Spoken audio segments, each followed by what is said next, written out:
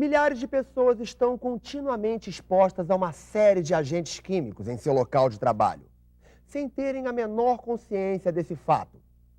O que mais imediatamente as preocupa é o trabalho e o sustento da família. Mas, de repente, ficam doentes, com a saúde seriamente comprometida e não entendem o porquê disso. A maior parte é incapaz de estabelecer a relação com sua atividade profissional, mas muitas das doenças adquiridas no trabalho são decorrentes da exposição a agentes químicos. Quais são esses agentes químicos? Em que atividades podemos encontrá-los? Operações de soldagem a arco elétrico, por exemplo, podem expor os operadores de solda a metais pesados, como manganês.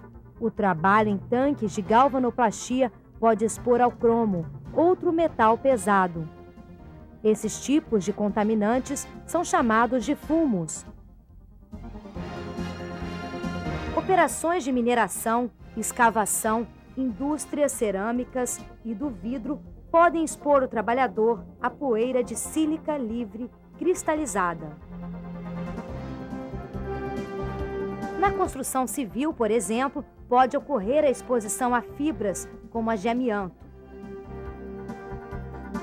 Atividades de pintura, manual ou a revólver, limpeza de peças com solventes, operações envolvendo combustível ou a permanência em garagens são exemplos de operações que expõem o trabalhador ao risco de exposição a névoas, neblinas, gases ou vapores. Para evitar que os trabalhadores adoeçam, é importante que eles não fiquem expostos a produtos químicos perigosos, em quantidade superior à permitida durante o seu trabalho. Um dos instrumentos utilizados é a avaliação ambiental. Isso significa medir a quantidade de agentes químicos no ar. Para isso, são necessários instrumentos e equipamentos especiais. O Pedro, que está fazendo o curso técnico de segurança do trabalho, veio até a Fundacentro para conhecer na prática alguns equipamentos utilizados para realizar a avaliação ambiental de agentes químicos. O César é técnico e trabalha na área há muito tempo. É ele quem vai mostrar todo o processo. César, como são feitas as avaliações ambientais dos agentes químicos? Na maioria dos casos, coleta-se uma pequena parte do ar do local de trabalho para análise em laboratório. E quais são os métodos de avaliação ambiental mais usados? Coleta e análise podem ser feitas de várias maneiras, dependendo do tipo de contaminante. Por exemplo, os gases ou vapores. A concentração no ar pode ser determinada de várias maneiras. Tubos colorimétricos de leitura direta.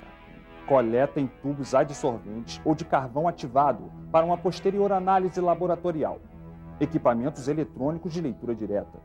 Dosímetros passivos e coleta de ar total para posterior análise. É bom lembrar que, no caso de vapores orgânicos, a metodologia mais utilizada é a absorção em carvão ativado, para posterior determinação cromatográfica. Já os fumos, névoas e neblinas podem ser determinados da seguinte maneira: absorção e posterior análise, ou coleta em filtros e posterior análise. Com as poeiras, a concentração pode ser determinada por meio de coleta em filtros, utilizando-se bombas de amostragem individual, com ou sem separadores de partícula e posterior pesagem. Podem ser coletadas em filtros abertos e pesados.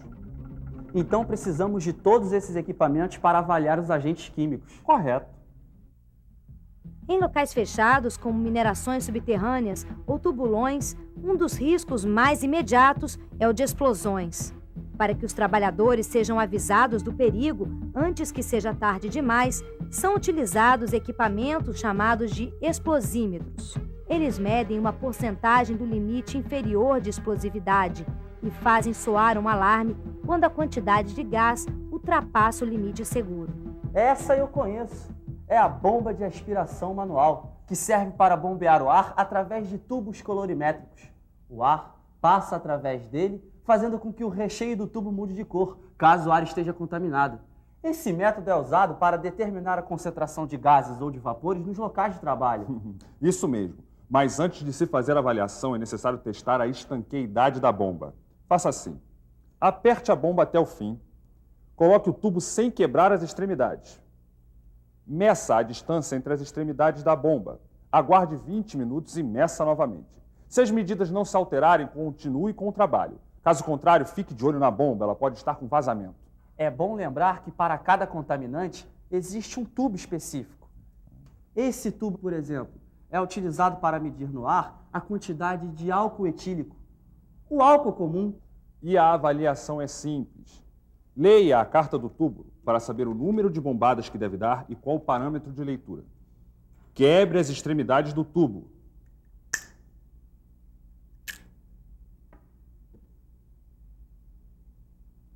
Dê o número de bombadas para fazer o ar passar através do tubo. Compare o resultado final com o parâmetro da carta do tubo. Descubra qual a concentração do agente químico avaliado. Nesse caso, a concentração é conhecida na hora, por isso chamamos de método de leitura direta. E é importante ressaltar que bombas e tubos devem ser compatíveis entre si, de preferência da mesma marca. Ambientes fechados onde existe a emissão de gases como o gás carbônico, o formaldeído e o gás sulfídrico, muitas vezes devem ser monitorados continuamente. Existem medidores específicos para cada um desses gases, sendo que o medidor de gás sulfídrico, H2S, faz soar um alarme em caso de concentração excessiva, pois esse gás é letal. Existem ainda alguns equipamentos eletrônicos de leitura direta, capazes de medir a concentração de vários gases diferentes ao mesmo tempo. São equipamentos que normalmente possuem alarme sonoro e visual para indicar quando os limites de exposição foram ultrapassados. A calibração deste equipamento é feita utilizando-se concentrações conhecidas dos gases a serem avaliados. Alguns contam ainda com um sistema interno de programação que envia os dados obtidos para um computador, facilitando a análise dos dados. E as bombas de amostragem individual? Elas bombeiam o ar através de um dispositivo de coleta que retém o contaminante. São utilizadas pelo trabalhador durante a operação normal de trabalho. Por isso devem ser leves, portáteis e possuir uma fonte de bateria autônoma. Também é importante que elas tenham um sistema de controle constante do fluxo de ar. Esse dispositivo de coleta varia de acordo com o agente químico que se quer medir? Exatamente. Todos esses equipamentos envolvem algum tipo de dispositivo de coleta. Por exemplo, os impingers servem para coletar gases ou vapores. Os filtros servem para coletar material particulado, como poeira e fumos metálicos. E os tubos de carvão, que servem para coletar solventes orgânicos. O material é coletado no local de trabalho e depois levado a um laboratório. Por isso, a concentração do agente químico no ar só será conhecida posteriormente. Nunca é demais lembrar que para cada contaminante existe um tipo específico de coleta e que cada método de coleta exige uma vazão diferente de ar passando através desse dispositivo. Essa vazão de ar deve ser precisa. É por isso que as bombas de amostragem individual devem ter sua vazão calibrada antes de cada coleta de amostra. Existem ainda equipamentos que fornecem diretamente a quantidade de material particulado no ar. São chamados de equipamentos de leitura direta de aerodispersoides. Esse é um sistema de monitorização de poeira. As partículas são detectadas por um sensor e o valor da concentração é imediatamente mostrado na tela. Já a amostragem de poeira de algodão utiliza equipamentos diferentes: o helotriador vertical e bomba de alta vazão. O helotriador serve para separar as partículas de fibra de algodão por tamanho, deixando as menores, que chegam aos pulmões, passarem para o filtro. Esses dois equipamentos aqui, o anemômetro e o termoanemômetro, também são muito usados. Mas eles não fazem exatamente a medição de agentes químicos. Certo, mas a função deles também é muito importante. O anemômetro serve para medir a velocidade do ar, enquanto o termoanemômetro, além da velocidade, também mede a temperatura do ar.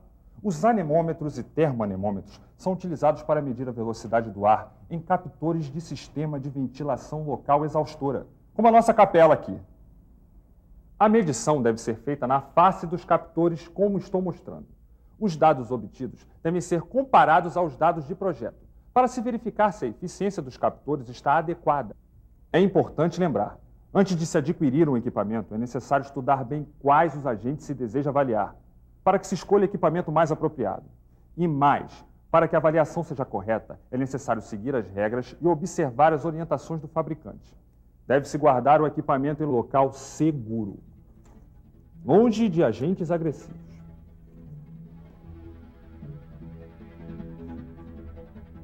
Esperamos ter dado o passo inicial para orientá-lo quanto aos diversos tipos de instrumentos que podem ser utilizados nos trabalhos voltados à segurança e saúde dos trabalhadores. Mas este assunto não para por aqui. Pesquise e veja tudo o que há de novo no mercado da instrumentação, tomando sempre o cuidado de verificar se os instrumentos são feitos de acordo com as normas específicas. Fundacentro, trabalhando pela segurança e saúde de quem trabalha.